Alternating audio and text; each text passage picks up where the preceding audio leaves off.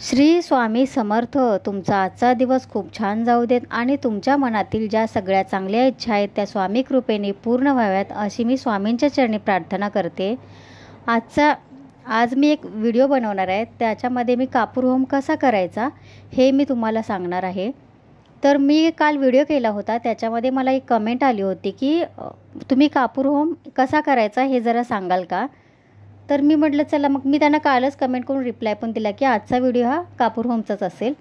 तर ताई, हा खास तुमच्यासाठी व्हिडिओ आहे. हा रिक्वेस्टेड व्हिडिओ आहे. तुम्ही पण सर्वांनी करून बघा हा उपाय. तुमच्या घरातली सगळ्या अडीअडचणी ज्या आहेत त्या दूर होणार आहेत आणि सुख समृद्धी लागणार आहे. कापूर होमसाठी आपल्याला नारळ घ्यायचा आहे. शेंडी असलेला नारळ घ्यायचा आहे.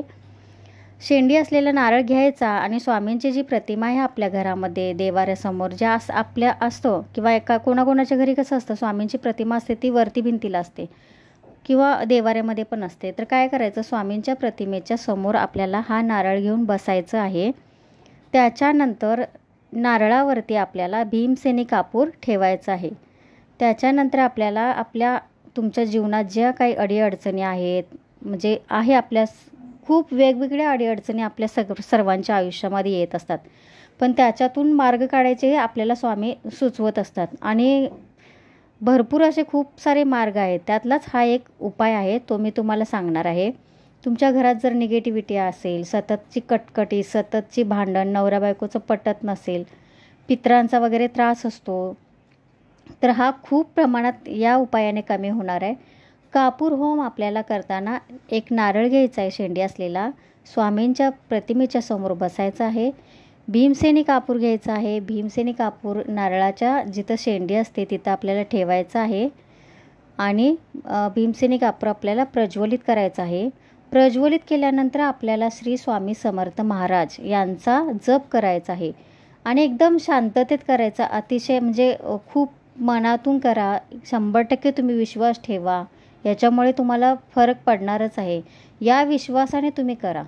तुमच्या मनात श्रद्धा हवी. श्रद्धा असल्यावरती आपल्याला खूप फरक जाणवतो. हे तुम्ही म्हणजे कुठल्याही मंदिरात वगैरे गेला तर तिथे पण लिहिलं श्रद्धा आणि सबुरी. आपले साईबाबा पण आपल्याला ते सांगतात की श्रद्धा आणि सबुरी. आपल्याला हे जे करायचं आहे ते पूर्ण श्रद्धेने करायचं आहे. त्याच्यानंतर आपल्याला भीमसेनी कापूर प्रज्वलित केल्यानंतर आपल्याला श्री स्वामी समर्थ, श्री स्वामी समर्थ, श्री स्वामी समर्थ हा जो मंत्रजाप आहे तो आपल्याला करत राहायचा आहे.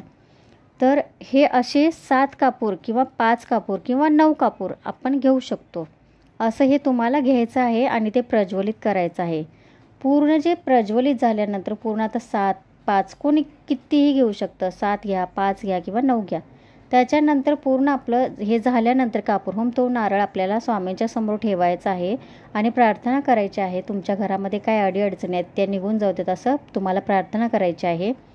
त्याच्यानंतर काय करायचं, हा जो नारळ आहे तो दर 15 दिवसांनी आपल्याला बदलायचा आहे.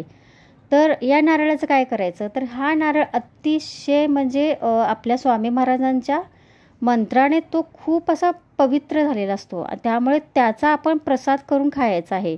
भले तुम्ही मग खीर करा, खिरीमध्ये तुम्ही नारळ वापरू शकता, पण हा गोडासाठीच फक्त वापरायचा आहे हा नारळ. आणि दर 15 दिवसांनी म्हणजे आता, आणि हा उपाय करताना आपल्याला अमावस्येपासून करायचा आहे. अमावस्येपासून सुरुवात करायची, किंवा जर जमत नसेल तुम्हाला किंवा काही मासिक धर्म वगैरे आला असेल तर तुम्ही याची सुरुवात पौर्णिमेपासून सुद्धा करू शकता.